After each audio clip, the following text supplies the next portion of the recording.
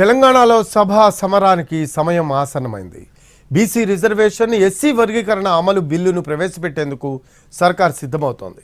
కాంగ్రెస్ వైఫల్యాలు, హామీల అమలుపై ప్రభుత్వాన్ని ఇరుకున పెట్టేందుకు బీఆర్ఎస్, బీజేపీ వ్యూహాలు సిద్ధం చేసుకుంటున్నాయి.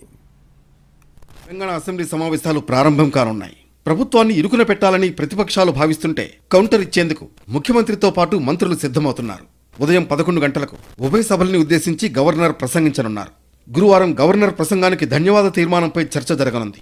బీసీలకు 42% రిజర్వేషన్లు, ఎస్సీ వర్గీకరణ అమలుపై కాంగ్రెస్ సర్కార్ ఫోకస్ చేసింది. ఈ నెల 15న సభలో బీసీ రిజర్వేషన్, ఎస్సీ వర్గీకరణ అమలు బిల్లును సభలో పెట్టనుంది.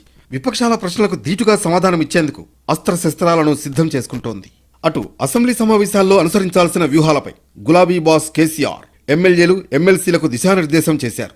కాంగ్రెస్ అధికారంలోకి వచ్చి 15 నెలలవుతున్నా ఇచ్చిన హామీలు నెరవేర్చకపోవడంపై ప్రశ్నించాలని ఆదేశించారు. హామీల అమలుపై శాసనసభ వేదికగా ప్రభుత్వాన్ని ఇరుకుని పెట్టాలని గులాబీ పార్టీ భావిస్తోంది. రేషన్ కార్డులు మంజూరు, కామారెడ్డి డిక్లరేషన్ ప్రకారం బీసీలకు 42% రిజర్వేషన్ అమలు, బీసీ జనాభా తగ్గడంపై నిలదీయాలని గులాబీ పార్టీ డిసైడ్ అయింది. గతంలో బీఆర్ఎస్ చేసిన సకలజనుల సర్వే కంటే ఎందుకు జనాభా తగ్గిందని ప్రశ్నించనుంది. రియల్ ఎస్టేట్ పతనం, పెట్టుబడులపైన ప్రశ్నించాలని బీఆర్ఎస్ వ్యూహాలు సిద్ధం చేసుకుంటోంది.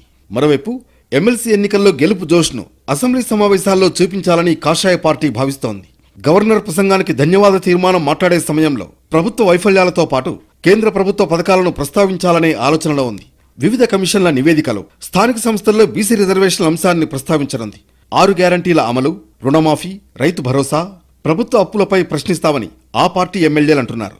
మూసీ సుందరీకరణ, గ్రేటర్ సమస్యలు, ఉద్యోగ భర్తీ, ఉద్యోగుల సమస్యలు తదితర అంశాలను ప్రస్తావిస్తామని చెబుతున్నారు. గత ప్రభుత్వ తీరును గట్టిగా ఎండగడతామని చెబుతున్నారు.